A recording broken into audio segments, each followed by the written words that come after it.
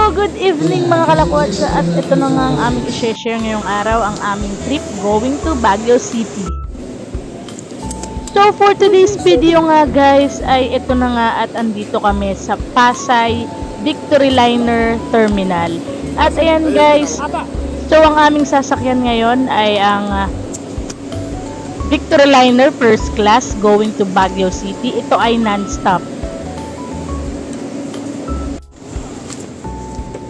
At nung oras na nga ng time namin na malapit nang umalis ang bus ay ito na nga, at sumakay na nga kami at nag-antay na lang kami ng ilang minuto para makaalis ang bus na ito. So itong first class guys ay meron silang CR dito sa loob ng bus, kaya naman walang problema kung meron kayong mga kasama na mga senior citizen pagbiyahe, dahil nga meron na silang comfort room dito sa loob. At ito na nga, pagpasok namin ay meron silang kasamang free snacks and water dun sa binayaran mo na 999 each person ang pamasahe dito.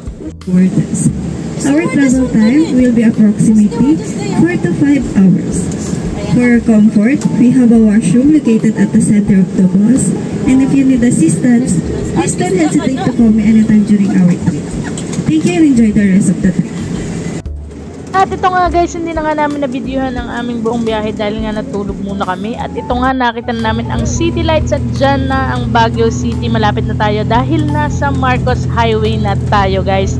So, ang naging biyahe namin lang ay 4 hours from Pasay. And finally guys, ay andito na kami sa Victory Liner. At after nga namin makababa ay ito nga, dumiretso na kami sa hotel para magtanong kung pwede na ba kaming mag-check-in today. Dahil nga maaga pa at 3:30 AM pa lang. At ayun nga guys, nakapag-check-in na tayo dahil nga available na daw yung binook natin na room.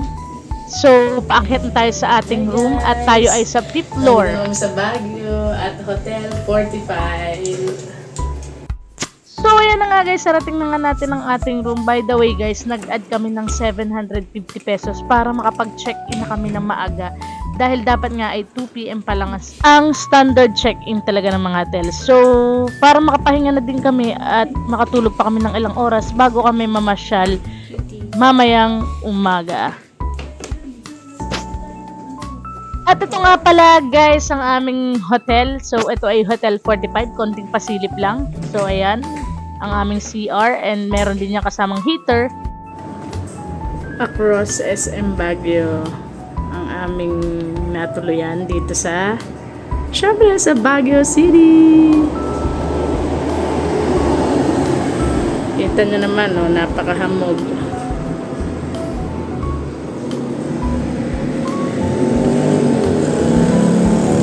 At ayan guys, good morning. Nakatulog na kami ng ilang oras at ang aming unang pupuntahan syempre ay ang Baguio Cathedral. So bago kami simula ng aming mga tour today, ay unang-una namin munang pupuntahan ay ang simbahan para makahingi tayo ng guidance sa ating buong stay dito sa Baguio at sa ating pamamasyal. So naglalakad na tayo dito sa may pababa ng rotonda ng Session Road, at ito na nga guys ang Baguio Cathedral. So 6 minutes walk lang from our hotel, at ayan na nga, mararating na.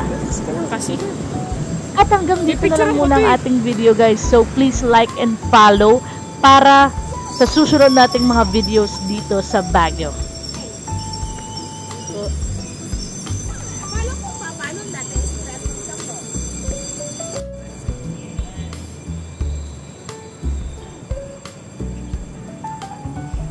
Parang pinawisan ako. Kaya nga, gusto mo tanggalin jacket?